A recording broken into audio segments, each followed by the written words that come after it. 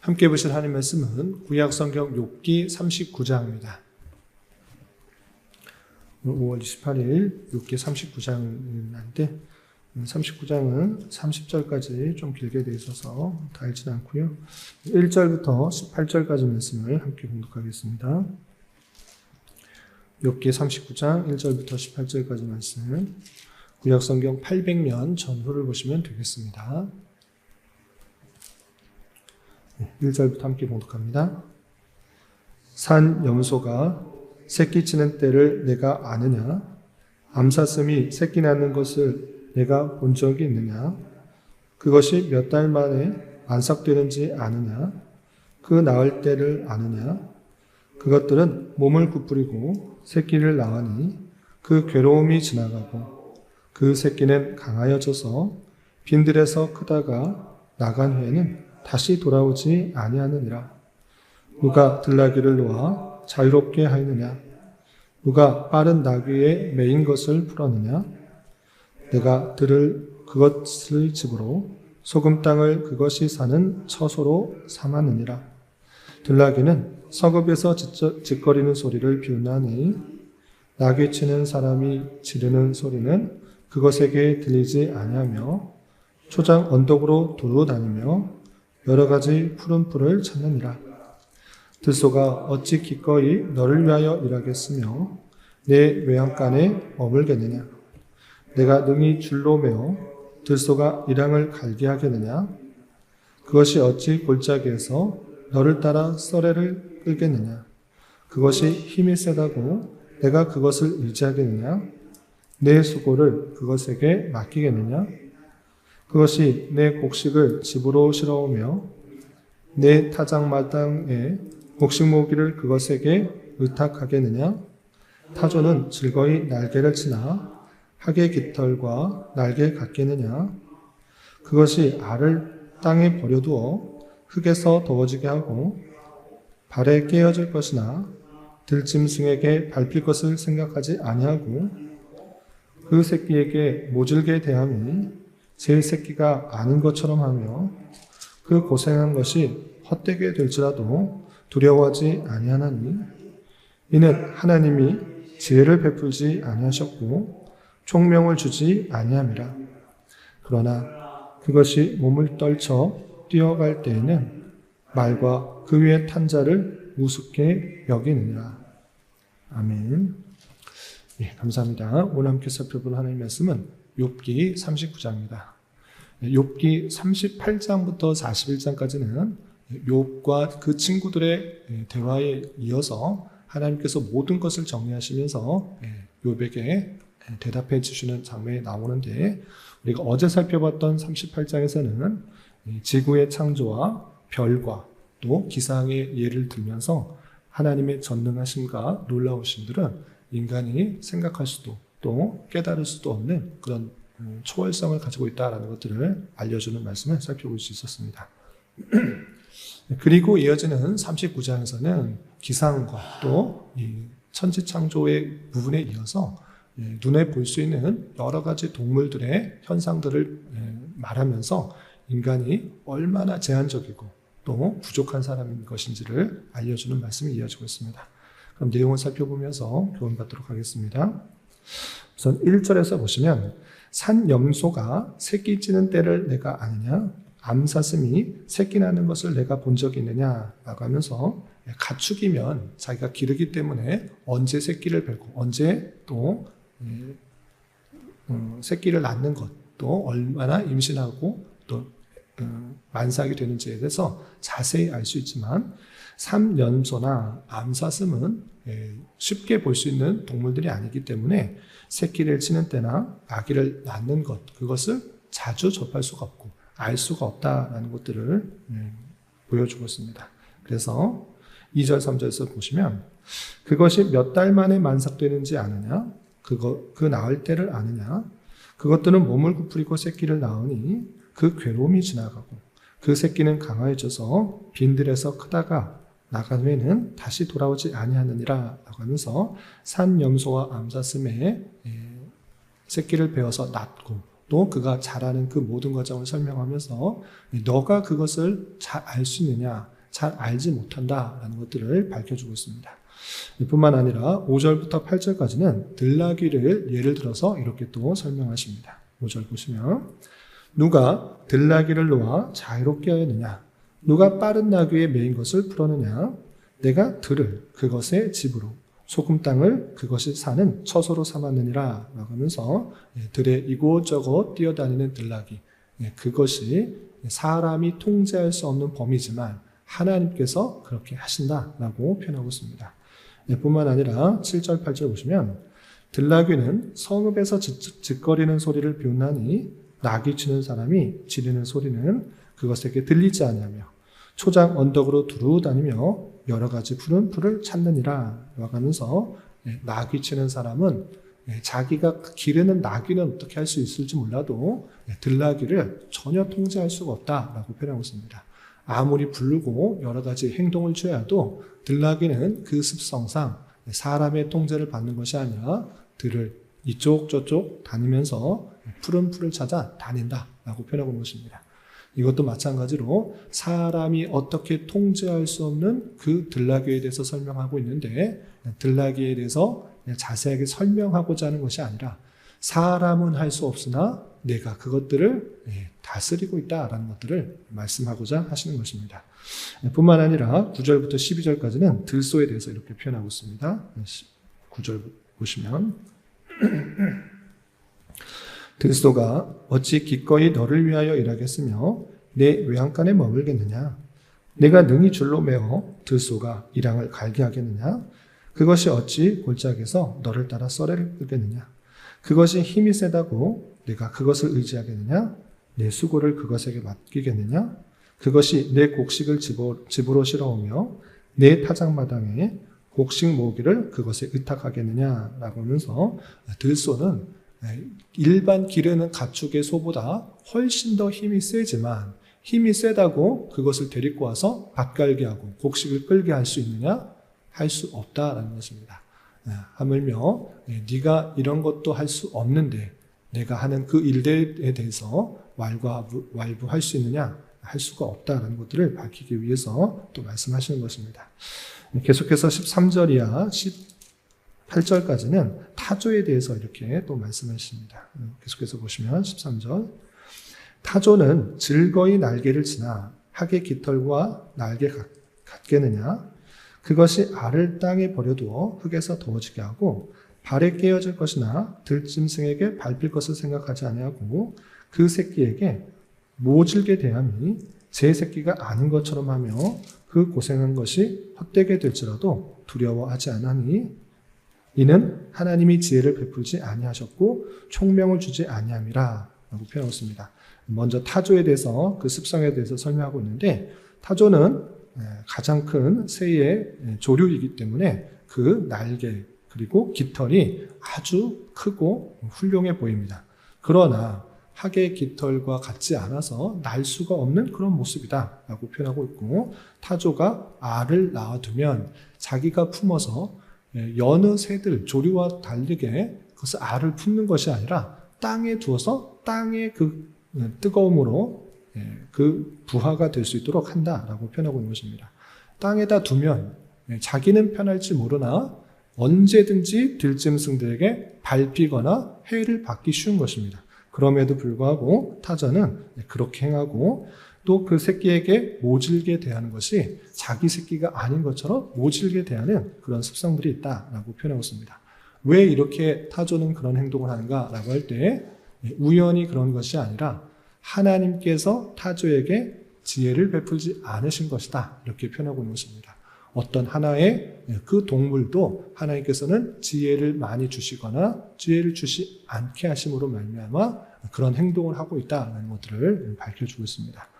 그러나 타조에 대해서 또 습성에 대해서 또 이렇게 말씀하십니다. 18절 보시면 그러나 지혜는 없으나 그것이 몸을 떨쳐 뛰어갈 때에 말과 그 위에 탄 자를 우습게 여기느니라 라고 표현하면서 지혜는 없어 보이는 참으로 미련한 그런 새 같아 보이지만 육체적인 능력은 대단히 뛰어나서 말과 그 위에 탄 자를 우습게 여길 정도로 아주 빠르게 간다라고 표현하고 있는 것입니다. 이렇게 하나님께서는 어떤 한 동물에 있어서 지혜는 주시지 않지만 또 운동적 능력은 탁월하게 하시는 놀라운 능력을 주시는 그런 분이시다라고 표현하고 있습니다. 또한 19절부터 25절까지는 말에 대해서 이렇게 표현하고 있습니다. 말을 보시면 19절 말의 힘을 내가 주었느냐 그 목에 흩날리는 갈기를 내가 입혔느냐 내가 그것으로 메뚜기처럼 뛰게 하였느냐 그 위험스러운 콧소리가 두려우느냐 그것이 골짜기에서 발굽질하고 힘있음을 기뻐하며 앞으로 나아가서 군사들을 맞대 두려움을 모르고 겁내지 아니하며 칼을 대할지라도 물러나지 아니하니 그의 머리 위에는 화살통과 빛나는 창과 투창이 번쩍이며 땅을 삼킬 듯이 맹렬히 성내며 나팔 소리에 머물러 서지 아니하고 나팔 소리가 날 때마다 힝힝 울며 멀리서 싸움 냄새를 맡고 지휘관들의 후령과 외치는 소리를 듣느니라 라고 하면서 말에 대해서 특성을 보는데 정말 힘있고 또 용맹스럽게 전장에 나가서 그 활과 칼과 여러 가지 위험한 상황을 절대 두려워하지 않고 담대히 나아가고 있다라고 표현하고 있는 것입니다. 그 말이 어떻게 그럴 수가 있는가? 다양한 위협이 있음에도 불구하고 전쟁에 나가서 힘있게 나아가는 그 모습들, 그것이 어떻게 이루어지는지 너는 아느냐라고 말하면서 그 말조차도 하나님께서 다스리시고 섭리하셔서 그런 특성을 가지게 하셨다라고 알려주신 것입니다. 또한 26절부터 30절까지는 마지막으로 매와 독수리에 대해서 알려줌으로 말미암아 또 그 새조차도 하나님께서 섭리하시고 다스리신다라는 표현을 하고 계십니다. 계속해서 보시면 26절 매가 떠올라서 날개를 펼쳐 남쪽으로 향하는 것이 어찌 내 지혜로 말미암음이냐 독수리가 공중에 떠서 높은 곳에 보금자리를 만드는 것이 어찌 내 명령을 따름이냐 그것이 낭떠러지에 집을 지으며 뾰족한 바위 끝이나 험준한 데 살며 거기서 먹이를 살피나니 그 눈이 곰이며 그 새끼들도 피를 빠나니 시체가 있는 곳에는 독수리가 있느니라 라고 하면서 매가 날개를 펴서 남쪽으로 하는 것 그거 네가 그렇게 하라고 명령해서 그렇게 된 것이냐? 네가 그렇게 지혜를 주었느냐? 아니지 않느냐? 독수리도 공중에 또 빗떠서 또 사냥을 하며 또 낭떠러지에 집을 짓는 것 그거 네가 명령해서 그렇게 하는 것이냐? 아니지 않느냐라고 표현하고 있는 것입니다. 이 이야기를 왜 하시는 것입니까? 사람의 명령에 따라서 사람의 지혜에 따라서 행하는 것이 아니고 오직 하나님의 주권 가운데 그 동물들이 지혜와 또 섭리에 따라서 그러한 삶을 살고 있다라는 것들을 밝혀주고 있는 것입니다.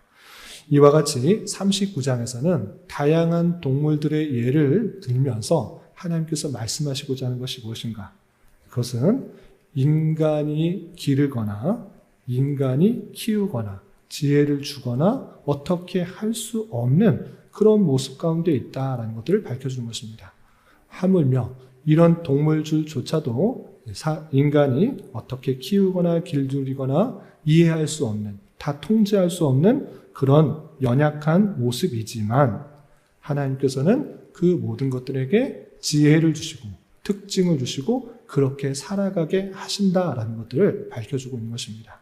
이를 통해서 하나님의 세밀하고 또 놀라운 지혜와 주권 아래 이 세상이 완벽하게 돌아가고 있다는 것들을 하나님께서 욥에게 알려준 것입니다. 네가 당장에 나타나는 그 현상들 때문에 하나님을 원망하고 불평할 수 있는가? 그렇지 않다. 네가 아는 것은 아주 좁은 것이고 또 이해할 수 없는 하나님의 놀라운 섭리가 이 세상을 다스리고 있다는 것들을 하나님께서 알려주고 계시는 것입니다.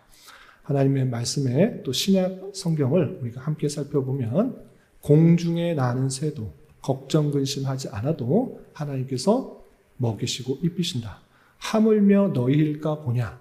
하나님의 자녀된 우리는 우리가 당장에는 내 생각과 내 기대와 다르다고 해서 낙심하고 또 좌절하고 실망하고 원망하고 불평할 수 있지만 하나님께서는 우리의 필요한 것들을 다 하시고 가장 적절한 때에 채우시고 입히신다는 사실들을 잊지 말며 살아가야 될 것입니다.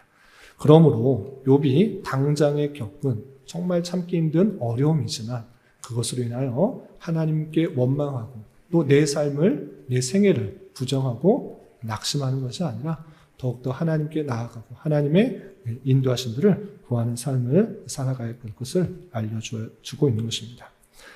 이런 말씀에 따라서 하나님께서 욥에게 하신 그 말씀, 욥을 붙들어 주시고 또 그 삶을 주관하신다라는 그 말씀은 욥에게 해당되는 것만이 아니라 오늘날 우리에게도 해당되는 것일 것입니다.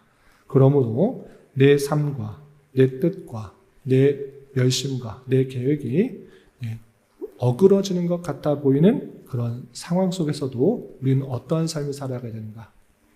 하나님의 모든 것을 가장 선하신 가운데 이끌어 가신다는 사실들을 놓치지 말아야 될 것입니다. 그런 상황, 그런 모습 속에서 하나님께서 어떻게 우리의 삶을 주관하시고 이끌어 가실 것인가를 말씀을 통해서 또 여러 가지 나타나는 상황을 통해서 깊이 깨닫고 하나님을 더욱더 깊이 감사하고 또 찬양할 수 있는 우리가 될 것입니다. 이런 은혜가 저와 여러분, 우리 모두에게 있기를 진심으로 기원합니다. 기도하겠습니다. 하나님 아버지 감사합니다. 오늘 말씀을 통해 하나님께서 자신의 전능하심으로 이 세상 모든 동물까지도 섭리하신다라는 것을 알려주는 말씀을 대하였습니다. 이런 말씀을 대한 자로서 들짐승 하나도 길들이거나 잘 이해하지 못하는 연약한 인생으로서 하나님의 섭리와 통치를 함부로 평가하지 않게 하여 주시고 다 알 수 없는 상황과 여건이 찾아와 나를 힘들게 하고 어렵게 할지라도 더욱더 주님을 의지하며 주님의 선하신 인도하심을 깊이 깨닫고 경험할 수 있는 자 되게 하여 주시옵소서. 주님, 5월은 가정의 달로 보내고 있습니다. 주님께서 우리에게 허락해 주신 가정을 더욱더 소중하게 생각하며 주님 잘 섬기는 믿음의 가정이 다 될 수 있도록 인도하여 주옵시고 주님의 건속된 우리 교회 또한 서로를 위로하고 격려하며 서로에게 힘과 위로가 되는 공동체가 될 수 있도록 인도하여 주시옵소서. 주님, 나라와 민족을 위하여 기도합니다. 세계 곳곳에 전쟁과 기근과 이상기후로 인한 불확실성 속에 정치적으로, 경제적으로, 문화적으로 많은 혼란과 어려움과 죄악이 있습니다. 주님 긍휼히 여겨주시고 이 나라의 유정자들을 붙들어 주셔서 주님의 선한 도구로 사용하여 주심으로 자유와 민주와 평화 속에 법과 질서가 온전히 지켜지고 남의 가치가 더욱더 존중되며 창조 질서가 유지되어 하나님의 주권과 공의, 영광과 능력이 온전히 선포되며 드러나는 나라 될 수 있도록 은혜를 내려 주시옵소서.